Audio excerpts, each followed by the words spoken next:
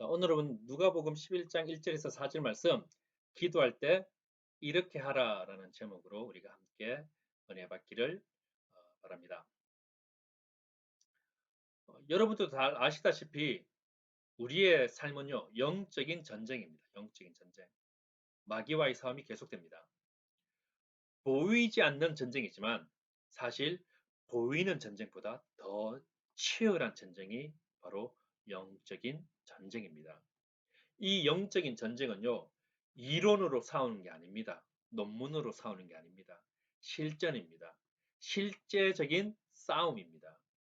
영적인 전쟁이 되었건 육적인 전쟁이 되었건요, 싸움에서 이기려면 용기만으로 되는 것이 아닙니다.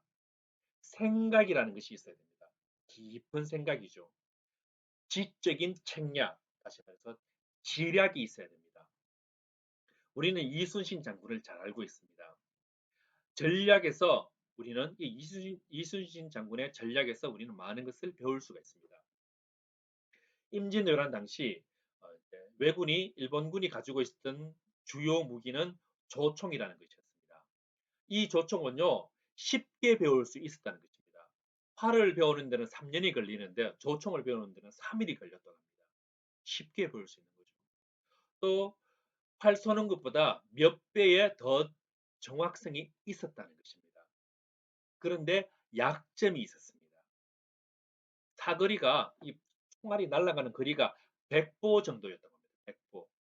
뭐 한 1보를 1m로 잡는다면 1보는 1m가 아니죠. 그보다 훨씬 작습니다. 그러나 쉽게 계산하기 위해서 1보를 1m로 계산한다면요.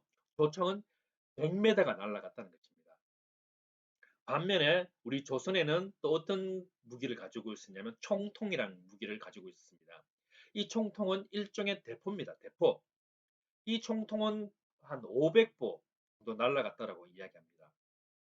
특별히 그 중에 제일 큰 총통인 천자총통, 천자총통이라는 이 무기는요, 900보 정도 날아갔다라고 이야기합니다. 뭐 쉽게 말해서 900m, 뭐 1km 가까이 날아갔다 이렇게 그냥 단순하게 계산할 수가 있습니다. 그래서 많은 무기학자들이 한국의 최초의 미사일이다, 뭐 이렇게 이야기하는 분들도 있다고 합니다. 이 대포가 굉장했다는 이야기죠. 아마 고려말 채무선 이후에 우리 한국은 대포 쪽으로 이렇게 발달된 것 같습니다. 이 전쟁 초기에 이순신 장군은 이것을 간파했던 것입니다. 그래서 접근전은 하면 안 된다. 오로지 원거리에서, 먼 거리에서 포격전만 했습니다. 붙으면 진다. 왜냐하면 일본은 이 전국 시대를 통해서 이미 십수년간, 그 30년 가까이 계속 칼싸움만 했거든요. 그래서 칼로 싸면 안 된다, 진다. 멀리 떨어져서 우리는 포만 쏘면 된다. 이런 전략을 썼던 것입니다. 그런데 당시 원균 같은 장군들은 어땠습니까? 이런 포만 쏘는 전략을 싫어했습니다. 왜냐하면 전쟁이라는 것은 남자답게 접근전을 펼쳐서 적의 목을 베어오는 것, 이런 것이 아니냐라고 생각했던 것 같습니다. 당시에 적을 배워 온다는 것은요, 승전을 알리는, 승리했다는 표시입니다. 이게 전공입니다. 그런데 이순신 장군은 이 목에 관심이 없었습니다. 이런 적군의 목에는 관심이 없고 오로지 배만 부수어라 라는 것이었습니다. 나는 배를 부수는 사람에게 그것을 전공으로 인정해 주겠다는 것입니다. 그래서 이순신 장군이 23전 23승을 거둘 수 있었던 이유가 무엇입니까? 적군에게는 피해를 주면서도 우리 아군에는 피해가 없는 것, 바로 그것입니다. 이순신 장군의 해군은 그렇게 많은 배를 가지고 있지 않음에도 불구하고 임진왜란, 정유재란 포함해서 총 7년 동안 이 왜군들을 잘 막아냈던 이유가 바로 여기에 있습니다. 자기 자신의 강점이 무엇인지 정확하게 알고 적의 약점이 무엇인지 간파하고 그것을 해집고 들어갔기 때문에 승리할 수 있었다는 것입니다. 패배 없이 승리하는 것. 참 매력적이지 않습니까? 그리고 또 중요한 것이 있습니다. 우리 인생도 마찬가지입니다. 우리도 패배를 통해서 많은 것을 배웁니다. 우리가 불순종하고 실수했을 때 우리는 많이 배웁니다. 그렇지 않습니까? 우리가 불순종하면 하나님 앞에 맞았다라고 이게 표현합니다. 하나님께서 사랑하는 아들에게 징계를 하듯이 혼내시는 모습이 있습니다. 그것을 통해서 우리는 배웁니다. 또 실수를 통해서 배웁니다. 실수를 통해서 어떻게 아, 이렇게 하면 안 되는구나 우리는 깨달을 수 있습니다. 또 고난을 통해서도 우리는 배웁니다. 특별히 성경상의 인물을 보면요. 야곱이라는 인물이 그랬습니다. 불순종하고 잔머리 굴리는 데는요. 여러분보다 도가 더 튀어 있습니다. 저보다 도가 더 튀어 있습니다. 그러나 그런 불순종과 잔머리가요. 그 사람의 인생을 더 긴 고난의 시간을 갖게 만들었다라고 성경은 평가하고 있습니다. 20년 동안 긴 고난의 시간을 보냈습니다. 삼손이 그랬죠. 불순종하다가 평생의 삶 잘 쓰임받지 못하다가 죽기 직전에 크게 한번 쓰임받고는 끝나버리는 인생을 살게 되었습니다. 삼손이 깨닫긴 깨달았습니다. 그러나 너무 많은 대가를 치르지 않았습니까? 너무나도 많은 좋은 기회를 놓쳐버렸고요. 너무나도 많은 시간을 낭비해버렸습니다. 이렇게 사는 인생을 바람직하다라고 말하는 사람은요, 없을 것입니다. 저는 이런 생각을 해봤습니다. 피해 없이, 피해 없이 승리하는 길이 영적인 세계에는 없을까? 나는 피해가 없지만 승리할 수 있는 길은 없을까? 혹시 성경에 그런 길이 있다면 그런 길로 가는 것이 지혜가 아닌가 그런 생각을 해봤습니다. 그런데 그런 길이 있습니다. 그것이 무엇입니까? 그것이 무엇입니까? 예수 그리스도의 이름을 부르짖는 기도의 능력에 이러한 것이 숨겨져 있던 능력이라는 것입니다. 우리 누가복음 10장 17에서 18절 한번 볼까요? 누가복음 10장 17에서 18절 말씀입니다. 70인이 기뻐하며 돌아와 이르되 주여 주의 이름이면 귀신들도 우리에게 항복하더이다. 예수께서 이르시되 사탄이 하늘로부터 번개같이 떨어지는 것을 내가 보았노라.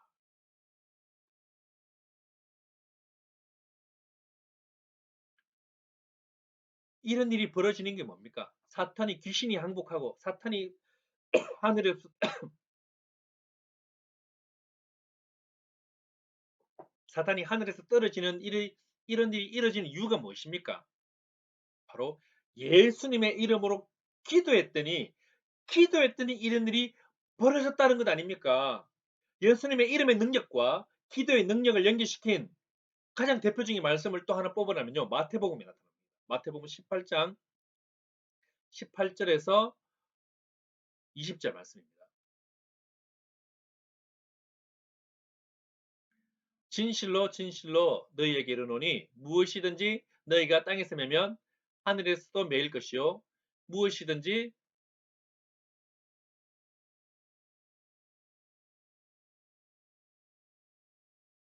진실로 너희에게 이르노니 무엇이든지 너희가 땅에서 매면 하늘에서도 매일 것이요 무엇이든지 땅에서 풀면 하늘에서도 풀리리라.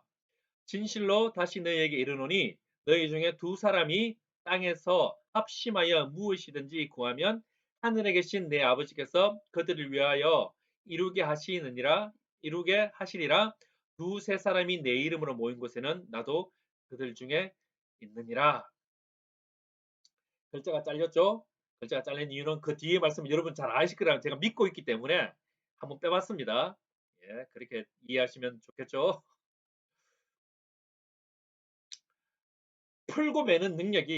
풀고 매는 능력이 어디에 있다고 지금 금방 마태복음에서 이야기하고 있습니까?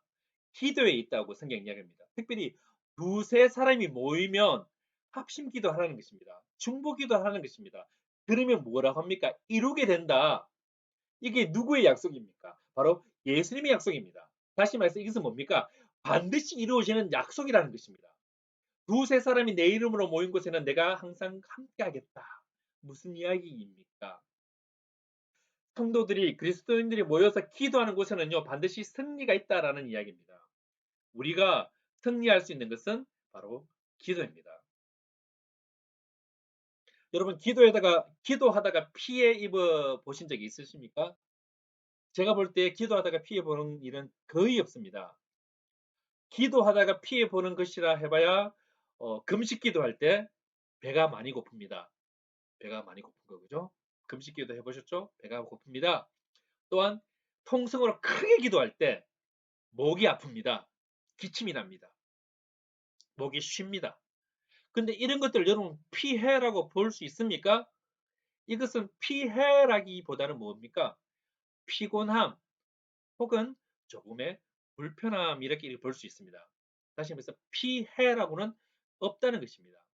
그리고 완전한 승리를 얻을 수 있습니다. 왜냐하면요. 영적인 포격전이기 때문입니다. 우리 마태복음 12장 29절 말씀 한번 볼까요? 마태복음 12장 29절 말씀 보면 이렇게 이야기합니다. 사람이 먼저 강한 자를 결박하지 않고서야 어떻게 그 강한 자의 집에 들어가 그 세간을 강탈하겠느냐? 결박한 후에야 그 집을 강탈하리라.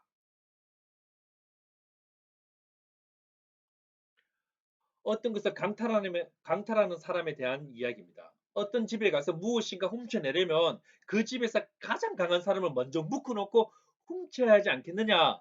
이 당연한 이야기입니다. 우리는 이 속에서 지혜를 얻어야 됩니다. 그런데 우리는 어떻게 했습니까?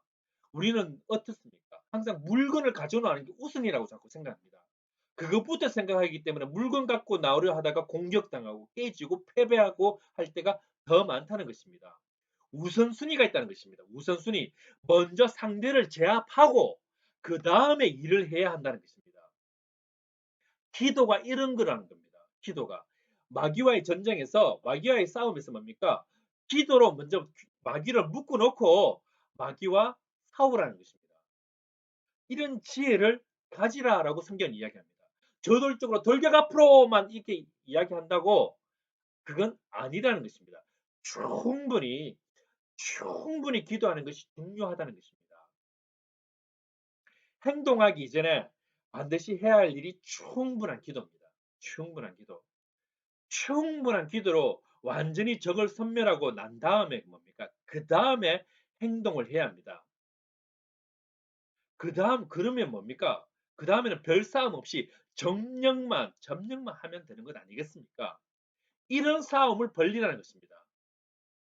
기도의 중요성을 우리에게 너무나도 강하게 강조해서 훔치는 걸로 이야기하고 있습니까? 우리 기도로 말미암아 우리는 거의 상하지 않고 뭡니까? 승리하는 그런 대표적인 이야기가 성경에 나타납니다. 열왕기하 18장, 19장에 나타나는 히스기야 시대 때 이야기입니다. 당시 아수르라는 나라가 가장 강대국이었습니다. 물론 정통적인 강호 밑에 애굽은 있었지만 힘을 자꾸 잃어가고 있었습니다. 이 바벨론으로 시작된 이 아수르라는 나라가요 정복 전쟁을 하면서 이미 북이스라엘을 멸망시켜 버렸습니다. 북이스라엘은 이제 역사 속에서 사라져 버렸습니다. 그리고 조금만 더 내려가면 이제 남유다입니다. 조그만 나라입니다. 당연히 아수르 입장에서는 이 나라를 잡아먹고 싶죠. 그래서 아수르가 내려옵니다. 북이스라엘을 멸망시키고 내려오니까 남유다의 왕은 누구였냐면은 히스기야입니다. 이 히스기야 때에 아수르가 이 예루살렘을 포위시켜 버립니다. 포위. 여러분 잘 아시죠? 포위라는 게 무엇입니까? 이것은요 성을 에워사는 겁니다. 성을 에워싸서 모든 보급을 차단시키는 거예요. 물도 차단시키고 식량도 차단시키고 원군도 차단시키는 겁니다. 최악의 경우 뭡니까? 최악으로 굶겨 죽이는 게 뭡니까? 바로 포위라는 것입니다. 그때 히스기야가 했는 일이 뭡니까? 기도한 겁니다. 하나님 살려주십시오. 나 좀 살려주십시오. 그때 하나님께서 히스기야의 기도를 들으시고 하나님께서 하신 말이 뭡니까? 내가 네 기도를 듣고 네 눈물을 보았다라고 성경이 이야기합니다. 네 눈물을 보았다. 그리고 하나님께서 하신 일이 뭡니까? 하룻밤에 아수르군의 18만 5천 명이 죽어버립니다. 하루 밤 만에 18만 5천 명이 죽어버리는 일이 일어났다는 것입니다. 아군의 피해는 제로고요. 적군은 완전히 멸망해 버렸습니다. 어디에 있었습니까? 도대체 이 능력이 어디서 나왔습니까? 이런 기적이 어디서 나왔습니까? 기도의 능력이랍니다. 기도의 능력. 우리 삶 가운데도 이런 아수리의 능력이, 아수리의 공격이 있습니다. 그때 우리 어떻게 해야 됩니까? 기도로 선멸하십시오. 다니엘도 마찬가지입니다. 제가 다니엘서를 몇 주 전에 했죠. 다니엘 6장에 보면 어떤 일이 벌어집니까? 다니엘도 충분히 기도했습니다. 그럼에도 불구하고 뭡니까? 그는 사자굴에 끌려 들어갔습니다. 끌려 들어갔지만 하나님께서 어떻게 역사하셨습니까? 사자의 입을 뭡니까? 틀어 막았습니다. 성경을 보면요. 기도로 사자의 입을 막아버렸습니다. 피해가 없었습니다. 그러나 그 다니엘을 모함했던 사람들은 어떻게 됩니까? 사자한테 잡혀 먹혀버립니다. 또 사도행전 12장에 가니까요. 베드로가 복음을 전하다가 감옥에 갇혀버렸습니다. 그래서 성도들이 간절히 기도했습니다. 하나님 우리 베드로 사도 좀 살려주십시오. 하나님 좀 살려주십시오. 기도했겠죠. 그러고 그날 밤에 어떤 일이 벌어졌습니까? 옥문이 열리고 천사가 와서 베드로를 풀어줬습니다. 아군, 우리 성도들에게는 아무 피해가 없었습니다. 그러나 우리는 승리했습니다. 그러므로 지금 오늘 우리가 가장 시급하게 붙잡아야 할 것이 무엇이겠습니까? 이 어려운 시기, 코로나는 시기, 경제적으로 어려운 이 시기에 우리가 붙들어야 할 것은요, 기도입니다. 기도 외에는요, 없어요. 우리가 우리 자신을 보호하고, 우리 가정을 보호하고, 우리의 교회를 보호하고, 하나님 나라를 우리가 이 땅 가운데 세워 나갈 수 있는 방법은요, 기도 외에는 없다는 사실입니다. 기도를 여러분 충분히 하셔야 됩니다. 더 깊이 기도하셔야 되고, 더 많이 기도하셔야 되고요. 더 충분한 기도가 있을 때 우리는 완전한 승리를 맛보게 되는 것입니다. 이제 몇 주 안에요. 교회도 다시 문을 열게 될 것입니다. 우리는 이제 다시 얼굴을 맛보면서 뭡니까? 하나님을 예배하게 될 것입니다. 저는 이런 사실이 나를 흥분하게 만듭니다. 이제 만나서 예배도 드리고 성경 공부도 이제 만나서 가능합니다. 인터넷으로 하지 않아도 됩니다. 늘 만날 때는 몰랐던 이 만나지 못함에 대한 안타까움이 뭡니까? 여러분 다 있었죠? 다 있었을 것입니다. 그러나 또 한편으로는요, 무섭고 겁이 납니다. 코로나에 대한 두려움, 무서움이 아니라 기도하지 않았음에도 사회적 문제가 해결되어져 가고 개인의 문제가 해결되어져 가는 것을 볼 때 뭡니까? 혹시 우리가 기도의 안일함에 빠지지 않을까? 실질적인 고민과 두려움이 나에게는 있습니다. 내가 기도하지 않았지만 문제가 해결되네? 내가 열심히 하니까 문제가 해결되네? 라는 이런 생각이 기도하지 않는 나를 지배할까봐, 그게 나를 지배할까봐, 그게 무서운 겁니다. 우리 각자가 코로나 바이러스에 대해서, 또 우리 경제에 대해서, 우리 집에 대해서 걱정하고, 또 방역하고, 준비하는 만큼 뭡니까? 우리는 그 이상으로 더 많이 뭡니까? 더 많이 기도해야 합니다.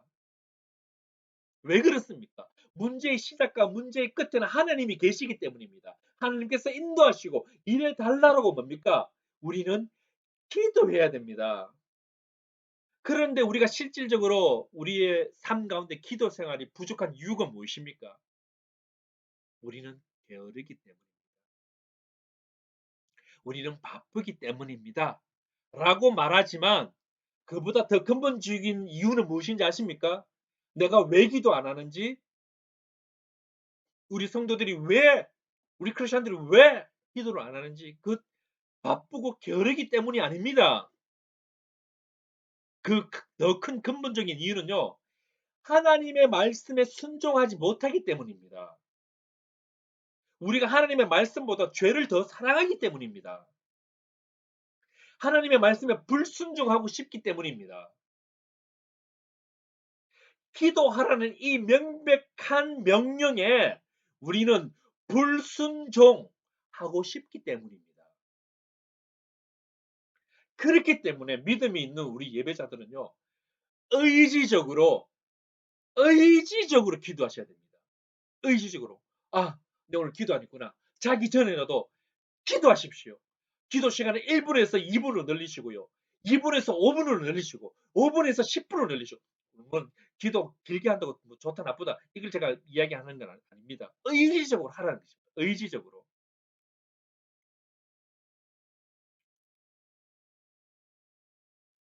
그리고 날마다 노력하고 훈련해야 됩니다.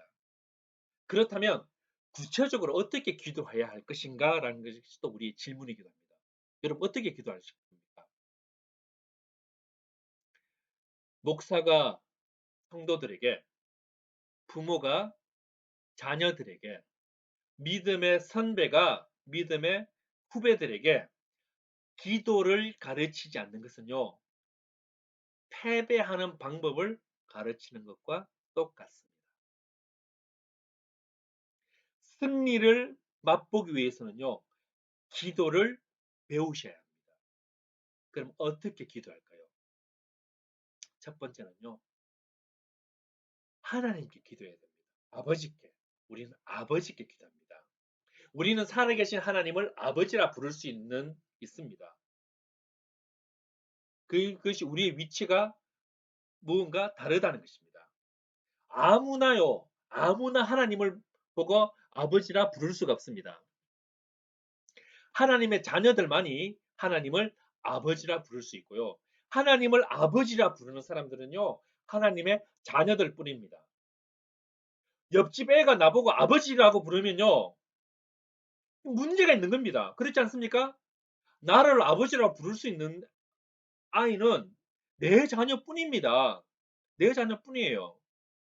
성경에 보면요, 예수님이 하나님을 아바 아버지라 부르는 것이 있습니다. 아바 아버지.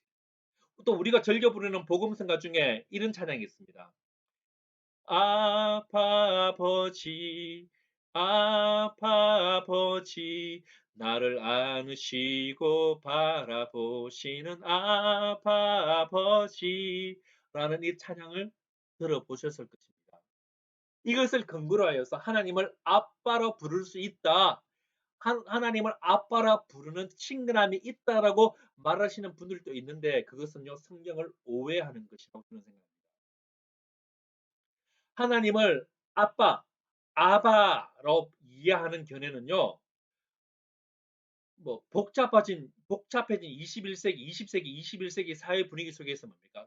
개인주의의 이 외로움, 그 외로움 속에 심리적 불안함에 힘들어하며 그런 성도들에게 유아기적 단순함과 평온함을 그리워하는 이 현대인들의 어떤 심리 상태에 큰 호응을 불러일으킬 수 있는 단어인 것 같지만 실질적으로 이 단어는 2000년 전에 예수님이 하나님에게 사용했던 단어입니다. 그러면 2000년 전에 아빠, 아바는 어떤 의미였냐는 것입니다. 2000년 전 당시 이스라엘에게 있어서 아빠라는 의미는요, 친밀감보다는요, 순종해야 할 가부장적, 절대적 권력, 우리 가족의 보호자, 이런 의미를 가지고 있었습니다. 가부장의 절대적 권력이 중시되던 그런 문화를 배경으로 뭡니까? 예수님께서 그 고통 가운데, 십자가의 고통 가운데, 매맞음의 고통 가운데 하나님을 아바, 아버지라 부르신 모습은 뭡니까? 하나님은 나의 절대 보호자십니다. 하나님은 나의 보호자이십니다. 절대 권력이십니다. 라고 하나님께 뭡니까? 지금 외치고 있는 겁니다. 옛날 우리도 그랬지 않습니까? 우리 부모 세대, 또 우리 40, 50대 세대들 어떻습니까? 아버지 하면 무엇이 떠오릅니까? 친근함입니까? 절대적 순종입니까? 아마 비슷하다는 것입니다. 아버지 하면 나를 보호해 주시는 절대적 힘, 나를 보호하시는 분, 이런 의미를 2000년 전에도 있었다는 것입니다. 친근함을 의미했다면 엄마라 부르는 게 훨씬 낫죠. 엄마가 여러분 아빠가 친근합니까? 엄마가 친근합니까? 엄마가 친근하지 않습니까? 그래서 아바 아버지를 그런 유아기적으로 해석하는 것은 잘못되었다라고 제가 말씀드리는 것입니다. 하나님에 대해서 아바 아버지라 부른다는 것은요. 아버지란 가족을 목숨 바쳐 보호하시는 분이자 순종의 대상이라는 것입니다. 사도 바울도 하나님을 아바 아버지라 부릅니다. 우리 로마서 8장 15절 말씀을 한번 보도록 하겠습니다. 이렇게 이야기합니다. 너희는 다시 무수하는 종의 영을 받지 아니하고 양자의 영을 받았으므로 우리가 아빠 아버지라고 부르짖느니라.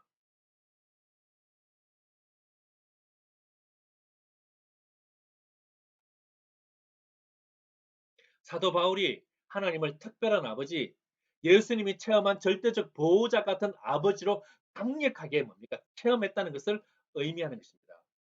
우리도 하나님을 아빠 아버지로 부르는 것은 뭡니까? 예수님께서 느끼신 것과 초대교회 성도들이 체험한 하나님과의 관계를 누리는 겁니다. 내가 절대적으로 순종하겠습니다. 내가 아빠 아버지라 부른다는 것은요. 내가 기도하라는 그 하나님의 말씀에 순종하겠습니다. 라는 것을 내포한다는 것입니다. 내가 실수해도 용서해 줄 거죠? 그걸 내포하는 게 아니에요.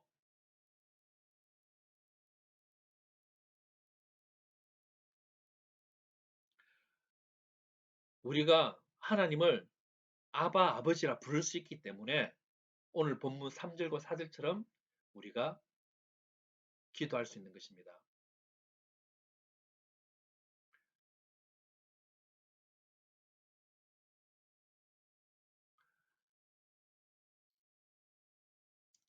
하나님이 우리 아버지가 아닌데 하나님 일용할 양식 주십시오. 하나님 우리 아버지 아닌데 아빠 내 용서해 주세요. 하나님이 우리가 아버지가 아닌데 시험에 들지 않게 안전하게 지켜달라. 이런 기도를 할 수 있습니까? 하나님이 우리 아빠 아버지이기 때문에 내가 절대로 순종하겠다고 내가 결단했기 때문에 뭡니까? 아버지 나 도와주세요. 절대적 권력을 가지고 있는 아버지가 나를 도와주세요. 아빠 아버지라고 내가 오늘날 기도하는 것입니다. 하나님을 아버지라 할 수 있는 것, 하나님을 아빠라 할 수 있는 것은요. 내가 하나님께 의존하겠다. 절대적 의존하겠다. 절대적 순종하겠다. 라는 우리의 서약인 것입니다. 여러분 탕자의 비유를 잘 아실 것입니다. 첫째 아들이건 둘째 아들이거든요. 어쨌든 이 아이들은 아버지를 인정하지 않았습니다. 둘째는요, 아버지를 어느 만큼 인정 안 했냐면요, 아버지가 죽기 전에 유산을 달래요. 그걸 아버지를 떠나버렸습니다. 첫째는 또 아버지를 어떻게 인정 안 했습니까? 아빠가 기뻐하는 거, 아버지가 기뻐하는 거, 난 싫어요. 아버지 기뻐하는 거 나는 같이 기뻐하기 싫어요. 아버지의 행동에 함께 동참하기 싫어요. 라고 불만을 항상 품고 있었습니다. 이 두 아들 모두요, 아버지를 아버지로 인정하지 않았습니다. 이 아이들은 아버지를 아빠 아버지로 부를 자격이 없는 거죠. 하지만 뭡니까? 아버지는 여전히 이 두 아들의 아버지였다는 사실입니다. 그래서 첫째 아들은 첫째 아들대로, 둘째는 둘째대로 사랑의 대상이었고 품어주어야 할 자식들이었습니다. 자녀들이 아버지께 신실하지 못해도 뭡니까? 아버지는 항상 자녀들에게 신실했습니다. 이런 아버지께 오늘 성경이 어떻게 이야기합니까? 이렇게 기도하라.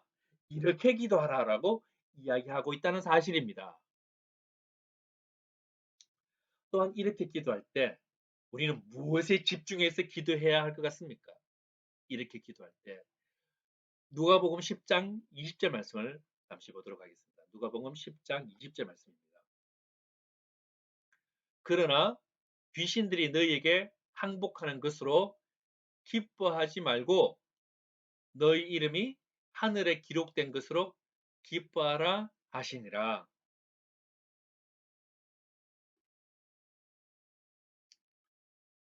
이 누가복음 10장 20절 말씀을 21세기 말로 새로 바꾸면 어떻게 말을 표현할 수 있겠습니까?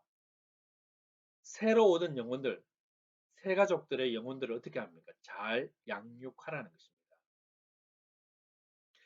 귀신들이 너에게 항복하는 것으로 기뻐하지 말고 너의 이름이 하늘에 기록된 것으로 기뻐하라. 우리가 마귀와의 전쟁에서 이기는 것도 많은 유익을 주는 것은 사실입니다. 그러나 우리가 마귀와의 싸움 그 자체만이 우리의 목적이 아닙니다. 악한 마귀를 멸하고 건져낸 그 영혼들, 죽어가는 영혼들, 하나님을 알지 못했던 또 하나님을 떠났던 영혼들을 다시 하나님 앞으로 부르고 하나님 앞에 함께 나와서 함께 건강하게 성장해 가는 것, 이게 우리의 목적입니다. 마귀와의 싸움에만 여러분 집중하지 마십시오. 건강한 영혼들이 성장하는 데 우리는 초점을 둬야 됩니다. 우리는 그 한 사람 한 사람이 뭡니까? 하나님의 형상을 회복하고 생명을 살리는 자가 되어야 되는 것입니다. 요한복음 10장 10절에 또 이렇게 말씀합니다. 요한복음 10장 10절에 보면요. 성경이 어떻게 이야기하냐면 도둑이 오는 것은 도둑질하고 죽이고 멸망시키려는 것뿐이요. 내가 온 것은 양으로 생명을 얻게 하고 더 풍성히 얻게 하려는 것이라.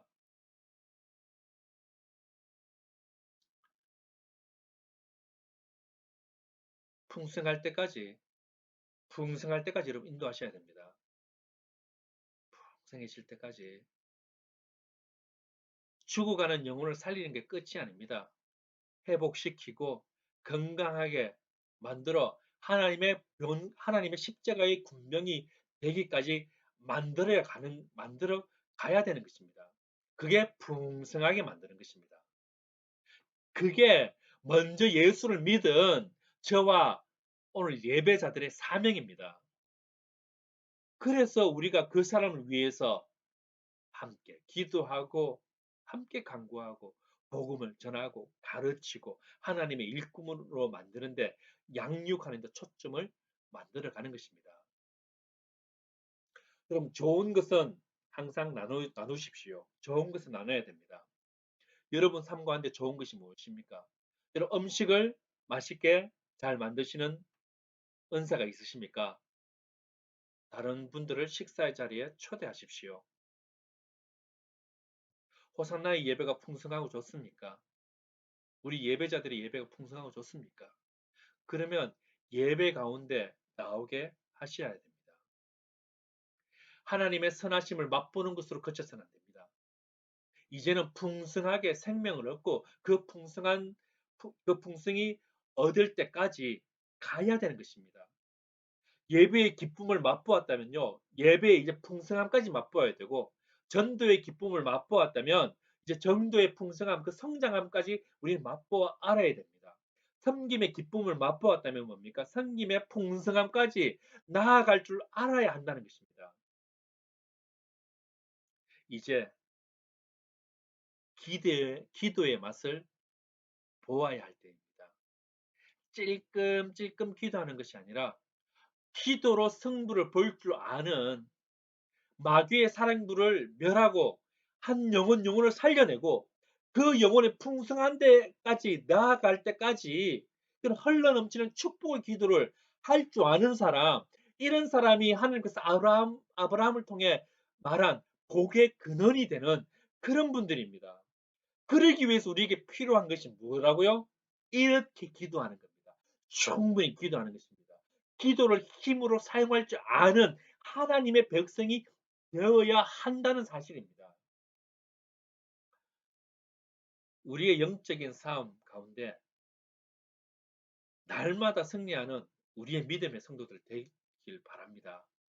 우리의 삶이 찰랑찰랑하고 간신히 유지하는 삶이 아니라 풍성한 데까지 나아가는 우리 승리의 백성이 되기 위해서 기도의 능력을 회복하는 믿음의 성도들 되시길 축복합니다. 여러분, 기도 없이 승리할 수 없습니다. 기도는요, 내가 피해 없이 승리할 수 있는 유일한 길입니다. 영적인 포격진입니다. 악한 마귀를 멸하고 또 개별적인 영혼을 해방시키고 또 구원한 백성들을 잘 양육할 수 있도록 기도의 영을 대해 주시고 기도하는 백성이 되게 해달라고 좀 기도하는 우리 한 주간 되시기 바랍니다. 기도드리겠습니다.